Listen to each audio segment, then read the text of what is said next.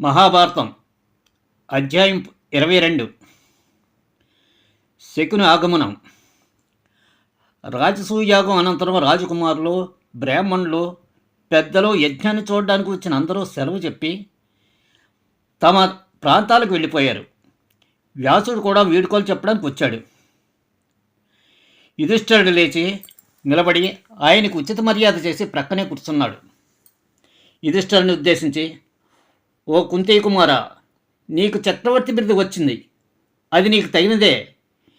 నీ ద్వారా ఈ కురువంశం ఇంకా గొప్ప ఖ్యాతి చెందుతుంది. నేను నా ఆశ్రమానికి పోవడానికి అనుమతి ఇవ్వండి అన్నాడు. యుధిష్ఠిరుడు కుటుంబ పెద్ద గురువు అయిన వ్యాసుడి పాదాలు సూచించి, ఓ మహనీయ, నాకున్న భయాన్ని, వేదనను నీవే నివారింపగలవు. శకునాల వల్ల ముందు జరిగే కొన్ని అంశాలను బుద్ధిమంతులు చెప్తారు. ఈ సందర్భంగా శిశుపాలుడి మరణంతో జరగబోయే కార్యాలన్నీ జరిగాయా, లేక ఇంకా ఏమైనా ఉన్నాయా అని అన్నాడు. దీనికి వ్యాసుడు, కుమారా, రాగల 13 సంవత్సరాలు అనేక కష్టాలు, విచారాలతో నిండి ఉంది. శకునాన్ని ప్రశ్నను చూడగా క్షత్రియ వంశం నాశనం కనపడుతుంది. ఇది శిశుపాలుడి మరణంతో ఆగేది కాదు. 100 మంది రాజులు మరణిస్తారు. పురాతన రాజ్యక్రమం, నీతి అన్నీ పోతాయి. ఈ ఘోర విపత్తు దశలో పాండవులైన మీకు, నీ జాతి అన్నదమ్ములైన ధృతరాష్ట్రులకు నడుమ శత్రుత్వం ఏర్పడగలదు. ఈ శత్రుత్వం క్షత్రియ వంశ నాశనంతో అంతరిస్తుంది. జరగబోయేది ఎవరూ అడ్డుకోలేరు. కనుక నీవు ధర్మ మార్గాన్ని అనుసరించు, బహు జాగరూకతో రాజ్యపాలన చెయ్యి అంటూ వ్యాసుడు యుధిష్ఠిరుని ఆశీర్వదించి వెళ్ళాడు. వ్యాసుడి మాటలు యుధిష్ఠిరుడు దుఃఖంలో ముంచాయి. ఈ ప్రాపంచిక అంశాలు, వైభవాలపై అసహిత ఏర్పడింది. ఎవరో నివారింపశక్యంగానే క్షత్రియ వంశ నాశనం గురించి వ్యాసుడు చెప్పిన విషయాన్ని తన అన్నదమ్ములతో చెప్పాడు యుధిష్ఠిరుడు. జీవించి ఉండటమే ఒక క్లిష్టమైన సమస్యని, తనకి రాగల స్థితిగతులన్నీ క్రూరమైనవని, సహింప్రాణవని భావిస్తున్నాడు. అర్జునుడు కల్పించుకుని, నీవు రాజువు, ఆందోళన చెందడం సరికాదు. రాబోయే పరిస్థితులు ధైర్యంగా ఎదుర్కొంటూ మనం చేయాల్సిన కార్యాలను మనం చేద్దాం అన్నాడు. దానికి యుధిష్ఠిరుడు, తమ్ములారా, దైవం మనల్ని రక్షించి మనకు జ్ఞానం ఇచ్చుగాక. నేను రాబోయే 13 ఏళ్లలో నా అన్నదమ్ములతో కానీ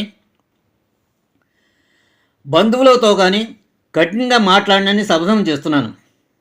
ఏ విధమైన వివాదాంశాల జోలికి పోను. శత్రుత్వానికి, మూలమైన కోపానికి, తగువులకు తానివ్వను. ఇందుకు నేను సర్వదా ప్రయత్నిస్తాను. వ్యాసభగవానుడు సూచనలు ఈ విధంగా మనం ఉపయోగిద్దాం అన్నాడు యుధిష్ఠిరుడు. ఆయన తమ్ముళ్ళు కూడా ఇందుకు ఒప్పుకున్నారు. దుర్యోధనుడు చెడుకు కారకుడైన శకుని దురాచరణతో యుధిష్ఠిరుడు జోదానికి తీసుకురాబడ్డాడు. అతడితో ఆడిన మాయాజోదమే రక్తసిక్త కురుక్షేత్ర యుద్ధంపై జరిగిన ఘోర మారణకాండకు, చెడుకు మూల కారణమైంది. ఈ జోదం ద్వారా చెడు వస్తుందని తెలిసినా ఆ పని చేయడానికి బుద్ధిమంతుడైన యుధిష్ఠిరుడు తాను అందులో దిగడానికి ఎలాంటి అవకాశం ఇచ్చాడు? దీనికి ముఖ్య కారణం తన అన్నదమ్ములైన ధృతరాష్ట్రులతో వారి మాటలకు ఎదురు చెప్పి జగడం రాకుండానే చేయడానికే. ఈ ప్రకారం చేయడానికి ఇదివరకు యుధిష్ఠిరుడు నిశ్చయించాడు. అదీగాక స్నేహపూర్వక జోదానికి ఆహ్వానం నిరాకరించకూడదు. అప్పటికే ఆ రాజ్య మర్యాదలను అనుసరించి ఉభయపక్షాల వారికి సమాన లాభాలు కలిగే ఆటను ఆడటానికి ఒప్పుకోవడం ఒక మర్యాదగా ఉండేది.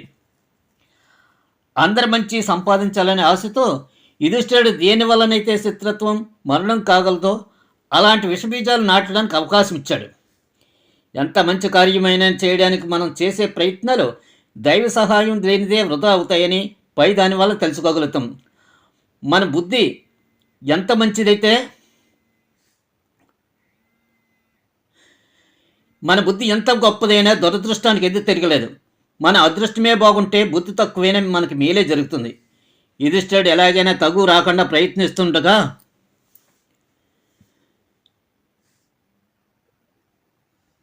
రాజసూయ సమయంలో ఇంద్రప్రస్థపురంలో తాను సూచించిన వైభవం, వారి సంపద తలుచుకుని దుర్యోధనుడు ఈర్ష్యద్వేషాన్ని నింపుకున్నాడు. యుధిష్ఠిరుని కార్యాలయంలో గొప్ప చేతి పనితనం, అలంకారాలు, అబద్ధాలతో అద్దాలతో నిర్మితమైన తలుపులు, ద్వారాలు, ఇతర అందమైన పరికరాలు చూశాడు. అదిగాక పాండవులతో సఖ్యత కోసం వచ్చిన రాజులందరూ కుతూహలంతో ఉండటం దుర్యోధనుడు గమనించాడు. తీవ్ర విచారగ్రస్తుడయ్యాడు. తన ప్రక్కనే ఉండి తనతో మాట్లాడుతున్న శకుని మామనే గమనించలేనంత విచారంలో మునిగిపోయాడు.